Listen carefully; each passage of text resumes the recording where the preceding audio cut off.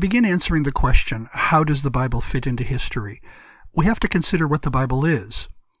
First and foremost, it's a collection of ancient Jewish and Christian religious documents, or scriptures, and this makes it the product of history. It also depicts people and events in history, often intersecting with people and events known to us from sources other than the Bible.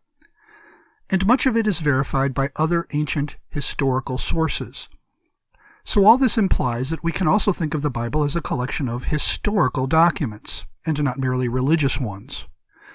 But not everyone is totally comfortable with stating it this way, because it would seem to imply that the things recorded in the Bible actually happened, and not everyone is prepared to agree with that.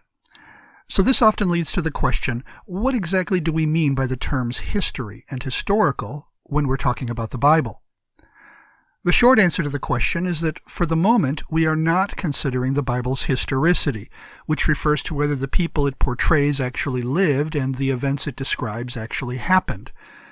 It's not that this isn't an important subject, nor are we saying that Bible believers don't have many good reasons for confidence in the Bible's historicity. The early Christians were so aware that the story of Jesus was grounded in authentic history that they took note of it in their earliest creeds.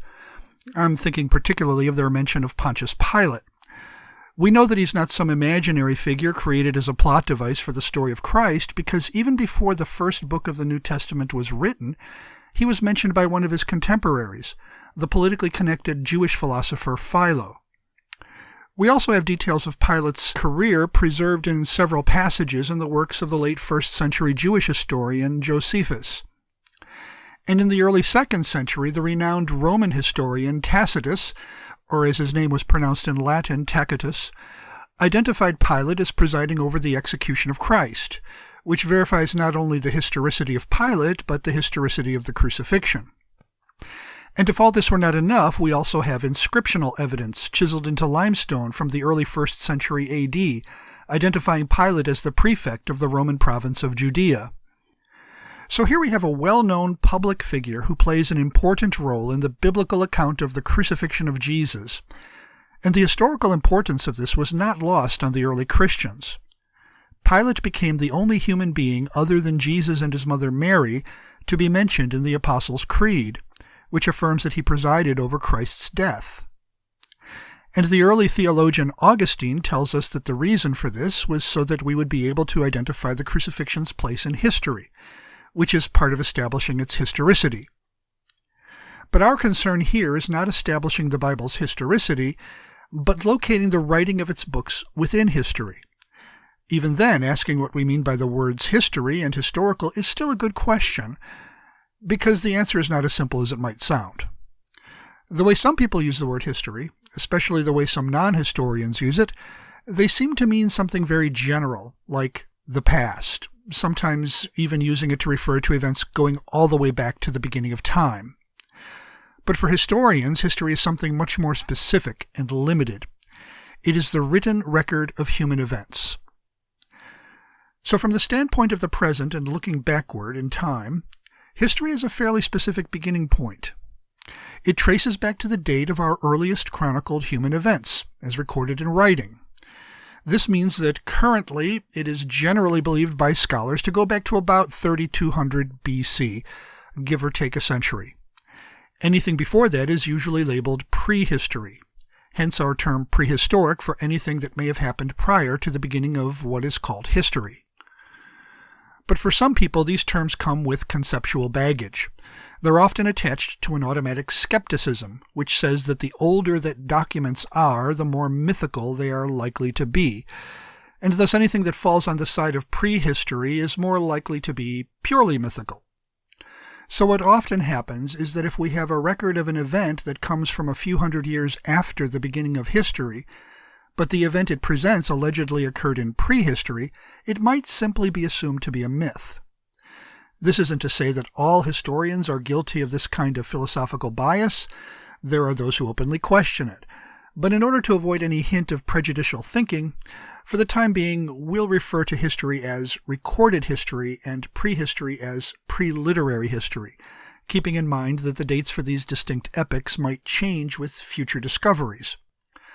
The time frame we will look at will cover the 6,500-year period from the beginning of the 45th century BC to the end of the 20th century AD. It was during the middle of this period that the Old Testament of the Christian Bible, also known as the Jewish Tanakh, was written, starting sometime in the 15th century BC and completed by the end of the 5th century BC. Now these are the traditional dates as held by most conservative biblical scholars. The rise of skeptical scholarship during the 19th and 20th centuries has led to a theological liberalism, which argues that the Old Testament must have been written much later than what has been traditionally believed.